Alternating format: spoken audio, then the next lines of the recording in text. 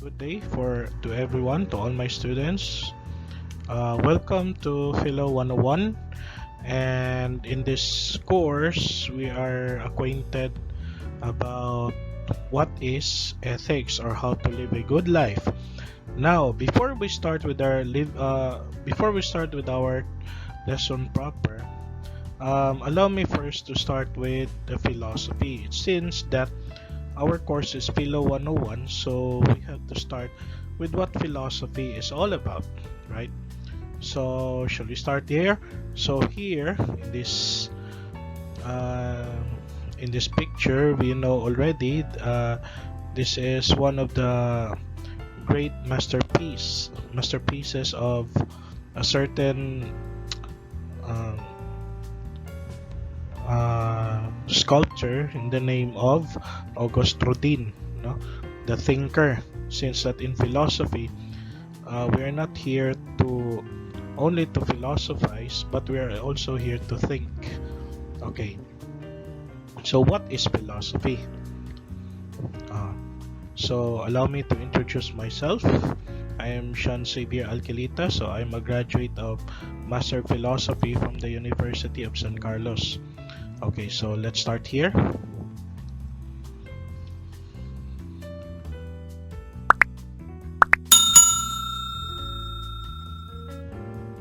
Okay, what is philosophy? There are three ways to define what philosophy is. The first way of defining philosophy is through etymological definition, which is attributed to philosopher Plato. No? And according to Plato, that philosophy stems from the word philia and sophia, which means it is the love of wisdom. So that is basically the philia means love, sophia means wisdom. So any one of you here whose names are philia or philos, it means love. And mostly ladies whose names Sophia and Sophie, these are that name is what we term it as wisdom. That is why for Plato, philosophy is focused more on the pursuit of wisdom or the lover of wisdom. Let's move forward.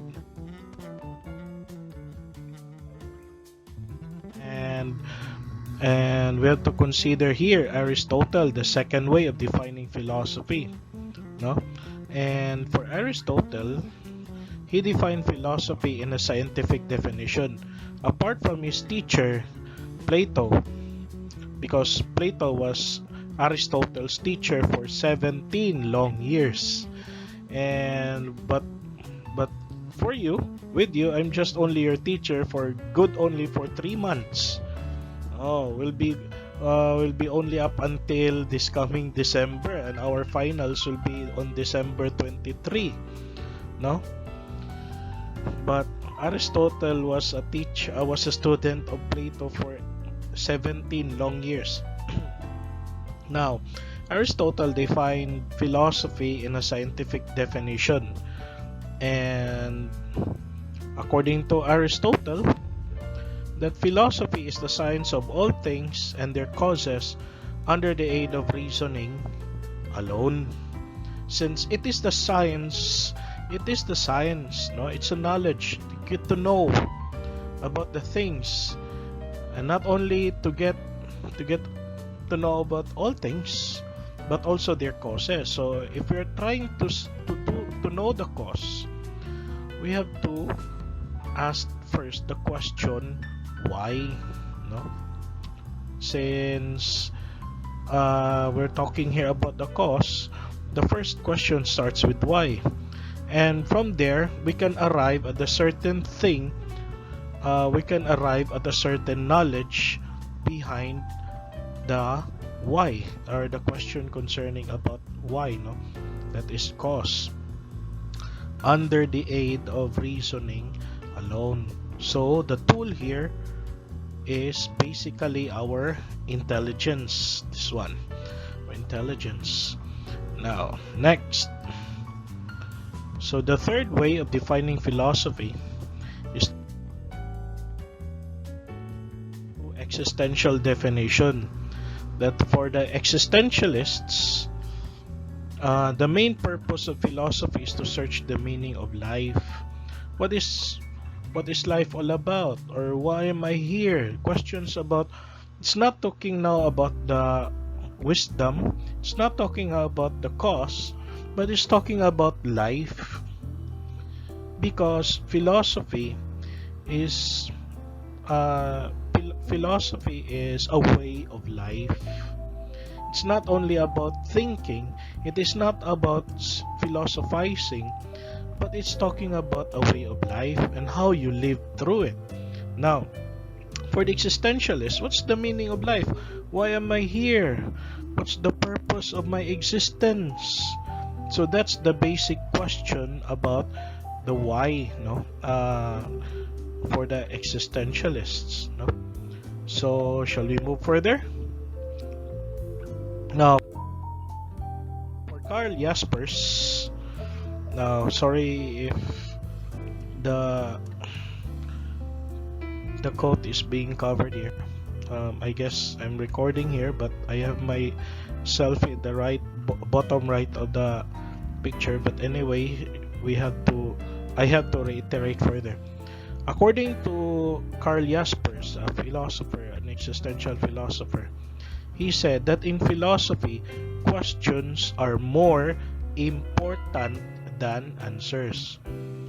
Now, and if you ask questions, you'll yield to answers, and the answers would yield to another further questions. Towards the end, that you'll ended up with more questions and than answers. That is why if you ended up with more questions than answers, questions that cannot be answered anymore, that is where philosophy starts. That is why for Plato, it still goes back to Plato, that philosophy begins with wonder. That's according to Plato. Okay, so let's move further. Okay, so since that in philosophy it is that questions are more important than answers, now let us go now to the basic question in philosophy. So the fundamental question in philosophy is, what is being? So many Bisaya sa being. Kamo unsa may Bisaya ani?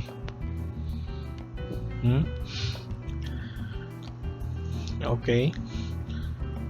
Kamo unsa man jud? Can you guess? Mostly students would answer pagka. Pagkatao nana. But kana siyang Bisaya sa being, malitok na ninyo guys, awa ninyo tuyua.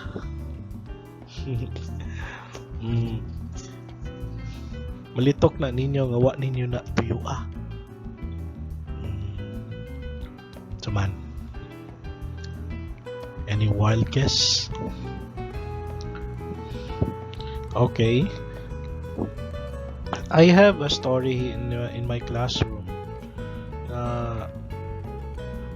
na ako yung gikaliton jud nako para malitok yun nila.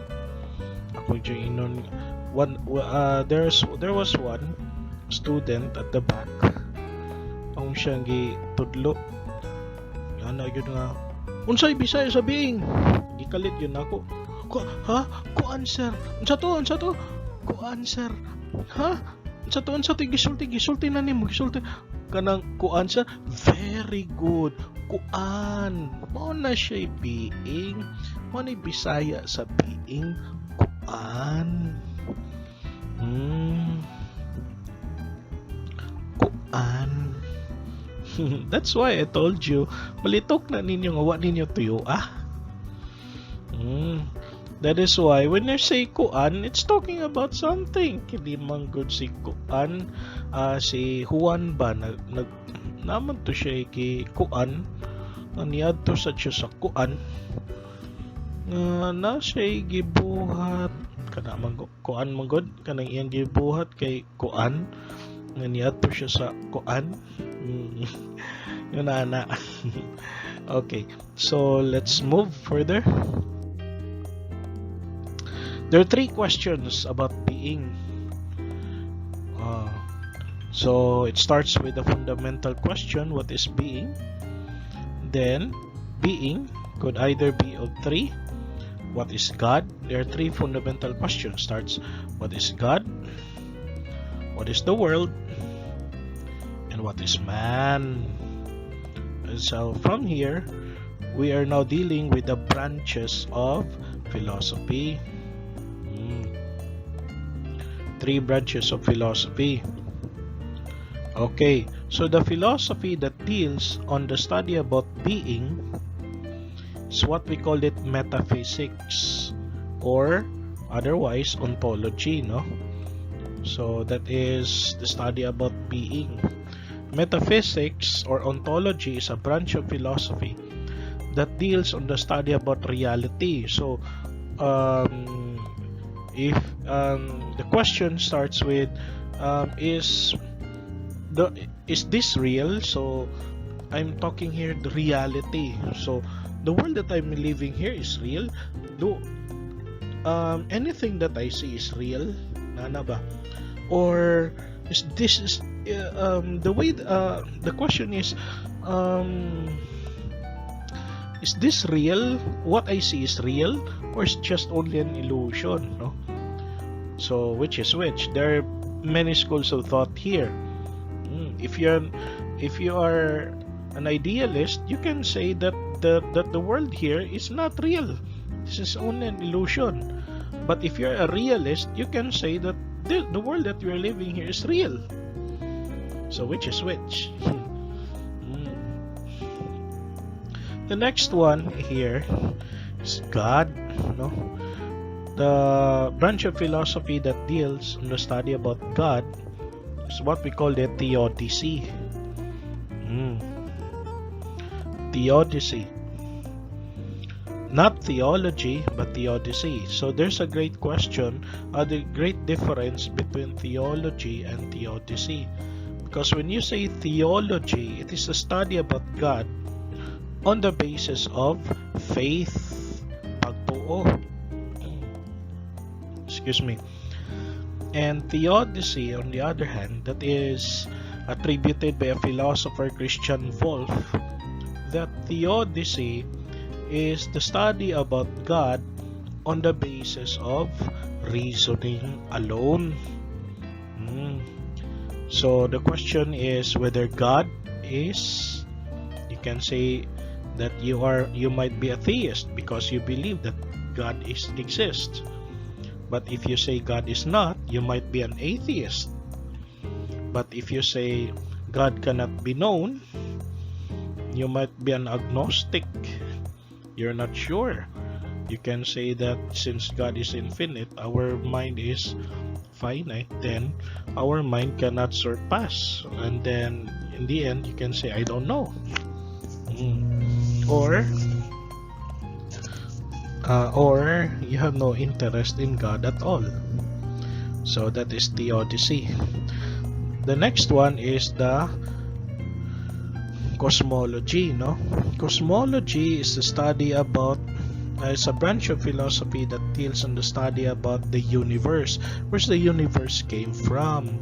Where's the world came from? Some others would say that in the Bible that God created the world in 7 days. But here comes the science. The science would say that we came from the Big Bang Theory.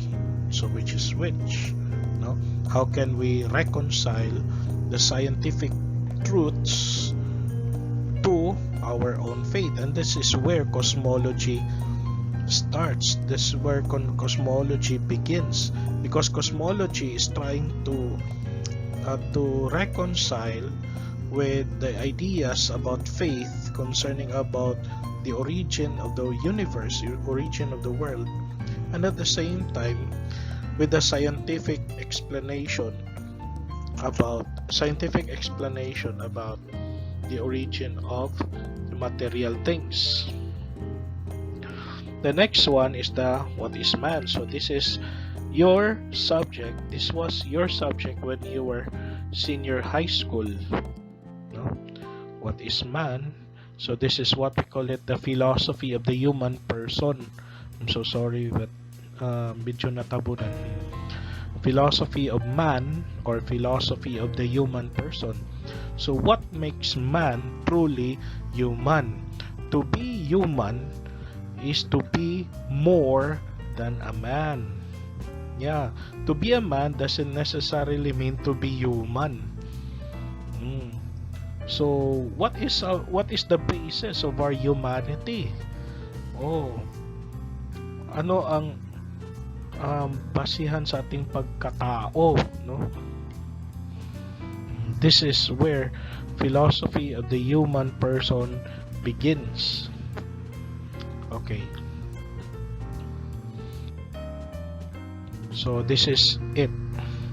Theodicy. So there's an extension to theodicy, which is the philosophy of religion.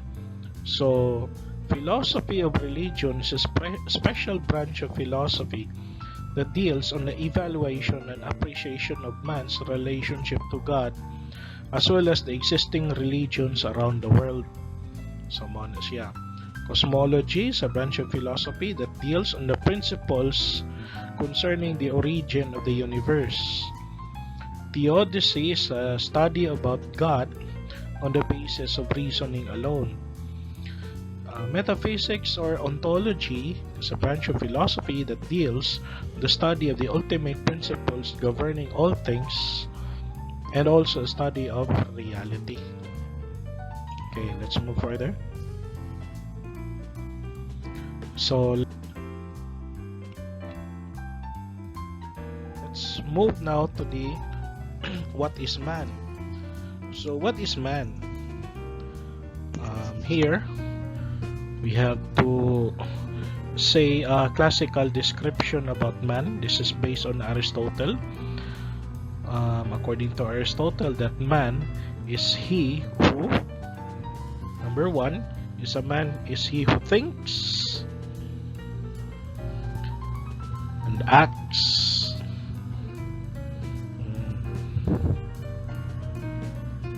Okay, so let's move further with the branch of philosophy. So on the speculative level, what I mean speculative level, on the level of cognition, on the thinking level or the level of cognition, there are two branches of philosophy here. So this is what we call it, logic. So actually guys, I missed this subject so much. I taught this subject before, Philo 1, in the same university and also in the previous universities that I've taught before UC, no? Logic. The other one is epistemology. Now let's go first with logic. Logic is not a philosophy, but according to Aristotle, it is an organon. It is an organon. What I mean organon? Organon means a tool. No? It is a tool. Yeah. So logic is an organon. It is a science of correct thinking and reasoning. That is why it is an organon. It is a tool. It's because in philosophy we use the tool logic as a tool for thinking. Okay, so let's move to the next one, epistemology. Epistemology, on the other hand, it is a branch of philosophy. It is a branch of philosophy that deals on the study about knowledge, the origin of knowledge, where our knowledge came from. Some others would say that knowledge came from our sense experience, our senses. Nothing comes into your mind without passing through your senses. So that might be that you might be an empiricist. Some others would say that our source of knowledge is basically from our reasoning, from our analysis, in-depth analysis. So you might be a rationalist thinker or rationalism. So which is which, diba? So monas, yeah. Next one is the acts. So for acts, there's what we call it ethics.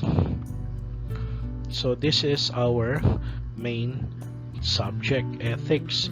Ethics is a branch of philosophy that deals on the study about the questions concerning how to live a good life. Another name for ethics is moral philosophy. Morality, no? The next one is social and or political philosophy.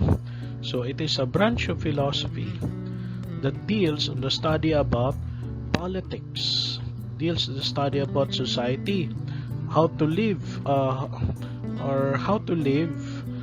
a perfect society. What are the means on how to live a perfect society? Some others would say parliamentary government, para mawagtang niya tong corruption diri, we use the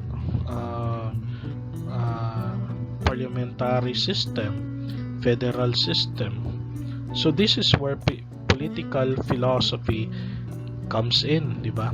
For those students who are studying political science, or especially those who are under political science subjects, you have this subject, political theory, no? Political philosophy. And the other one is aesthetics, no? Aesthetics is a branch of philosophy that deals on the study about beauty.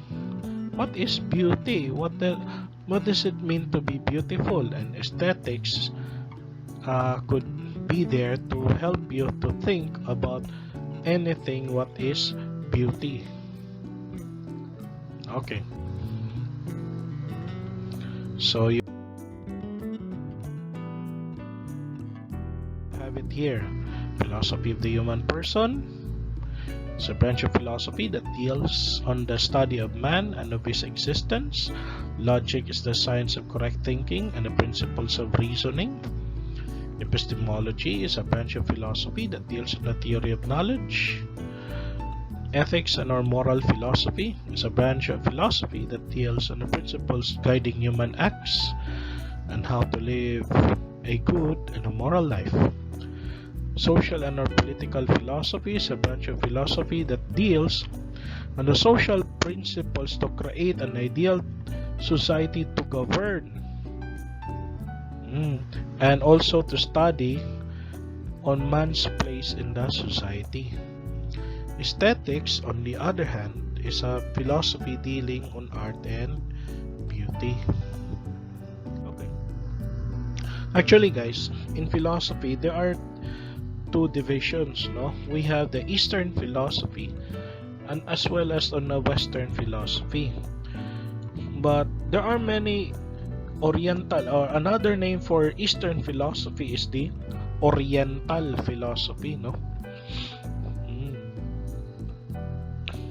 So of the Eastern thinkers, there are many, but I've just only had to get those three people, no? Who are famous in their own right. Number one is Lao Tzu on Taoism. Number two is Siddhartha Gautama on Buddhism, is the founder of Buddhism. And the third one is a Chinese philosopher in the name of Confucius.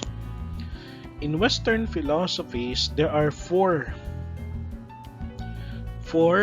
periods, historical periods in the Western philosophy. So allow me to explain each of these four. In Western philosophies, we have four periods in the history philosophy. Okay. So let's move here. In a period of history philosophy, the first one is what we call it ancient philosophy. So ancient philosophy is the central point of inquiry rests on the cosmocentric view, no? Or questions relating to the origin of nature. What is the earth made of? What's the nature of the universe? Where did the world came from? What's the origin of the universe?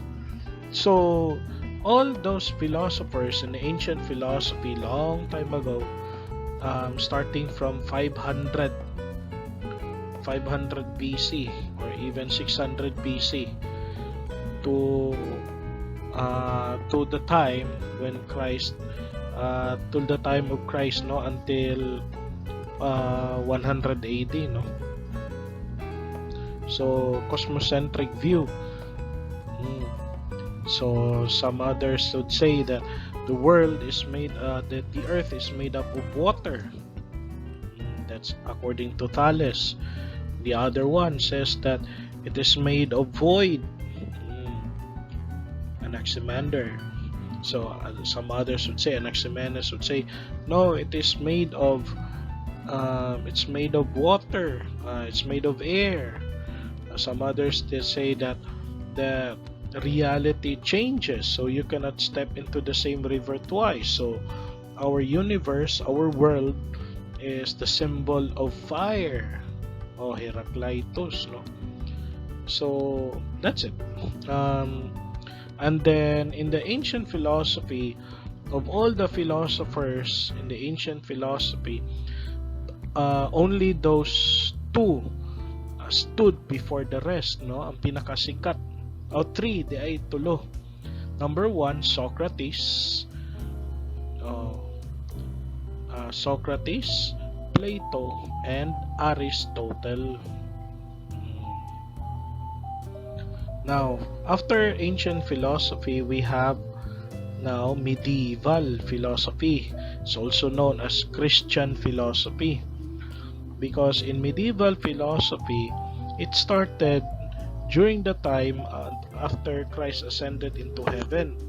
So from there, their questions shift, their philosophers shift from the cosmocentric view to the theocentric view, no?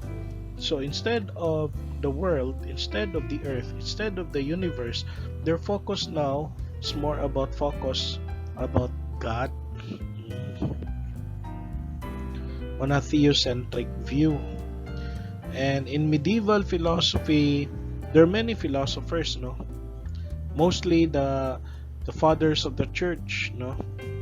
Like Saint Clement, Boethius, Peter Lombard, and so many others. But ang pinakasikat jud nila, the pinakasikat yun nila duha. Number one, Saint Augustine, and the other one is Saint Thomas Aquinas. Mabotrata na later about Saint Augustine and Saint Thomas Aquinas. Saint Augustine about the rationis seminalis, no? That according to him, that 7 days of creation does not necessarily mean 7 days. So actually, that our world also undergoes the evolution, the process of evolution even up until now. So Saint Augustine claimed that the creation of God does not stop there in the 6 days. In the 6th day, the creation of God is continuing even up until now.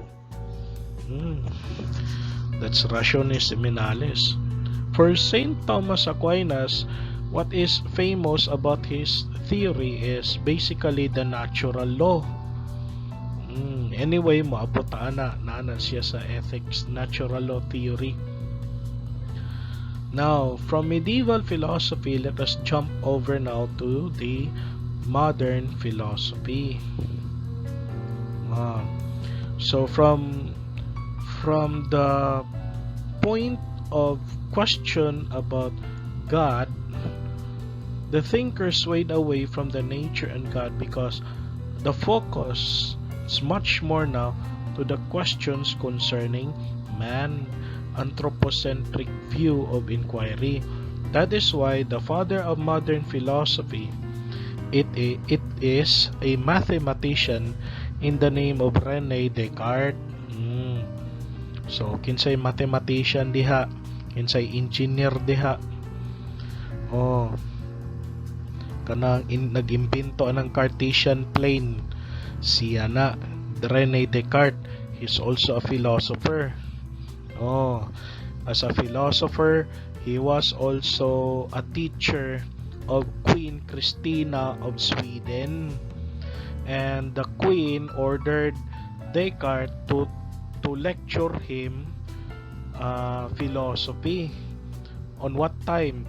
Every morning at 5 o'clock in the morning. 5 o'clock in the morning. Imagine ka nga, porting bugnawa ng panahon na dito sa Sweden, mo maglayag baka pa doon nga to siyang lugar nga porting bugnawa.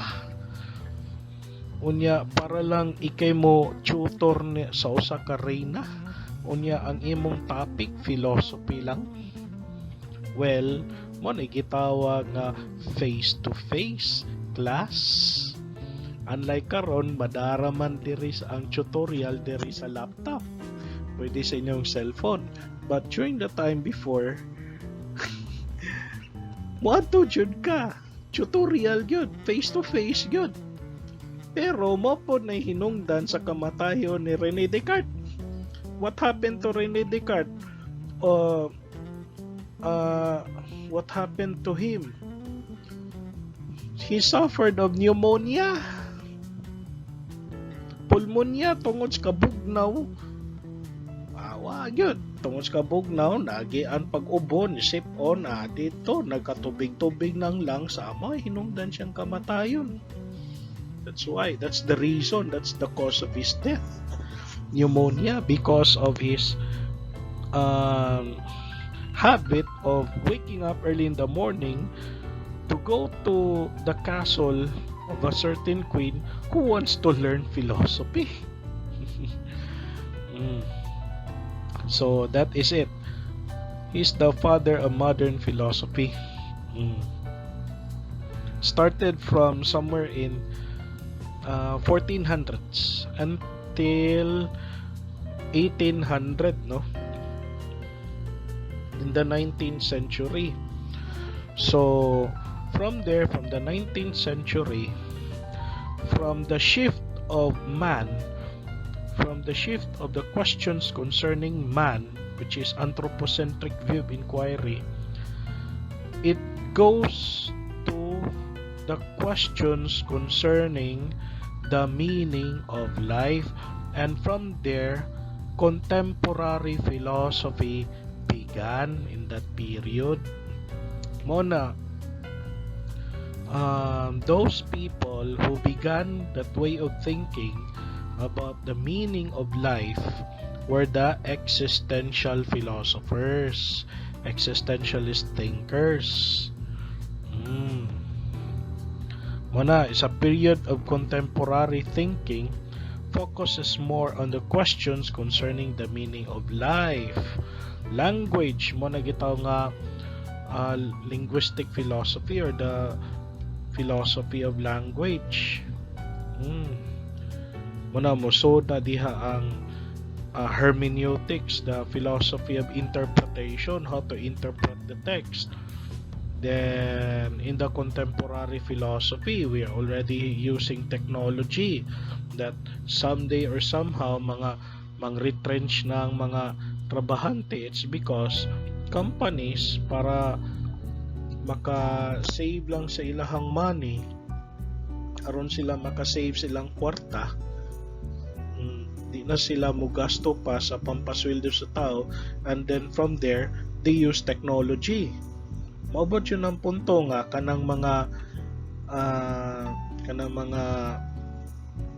call center agents diya sa IT park mga hanaw na, because today nakaroon ang mga AI, no? Oh, artificial intelligence is already a click today in the technology. In Arizona, if you go to United States, in Arizona, if you go to McDonald's, in Arizona, in the McDonald's in Arizona, if you get inside there, wala gyud mga trabahante, wala gyud mga empleyado, only robots will serve to their customers. Usa nga to nga mo order ka, sa imong order nimo dito ka mo pay, and after payment mabot yun na nimo sa imuhang table nimo, na robot mo dool nimo, tagaan ka sa imuhang food nga gi-order nimo, then apo yung robot pod nga mo'y muluto sa pagkaon nga imong gikaon. So walay human labor, there's no human labor, everything is run by technology, everything is run by the AI system, artificial intelligence. So that is, so in philosophy of technology, it's the question now, is technology really be the basis, or the question really be the basis on living a good life to make life easier? Wala punto diha. How about the human labor? Nagtrabaho mi para lang makakaon sa pamilya. Nga kung muso na mga technologies, muso na mga tao, kung saan naman mi? Karon nga pandemic man, di man pwede ang face-to-face class. Diri mo gamit. This is where technology comes in. So mo na siya ang punto diha.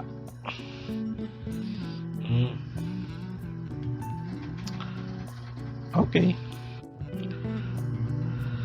So from there, what is philosophy from a viewpoint of my student, previous student before, that philosophy is to experience on how to live up in a world where we confront our humanity towards our own self-fulfillment. So what is your aim in philosophy? So, and the aim in philosophy is to you empty your mind and nothing else. So that is empty, no mind, no? That is Eastern philosophy, nothingness. Thanks for watching. Please don't forget to share, like, and subscribe to my YouTube page for more videos on Philo 101 subject. Once again, I'm Sean Xavier Alcalita. Thank you very much.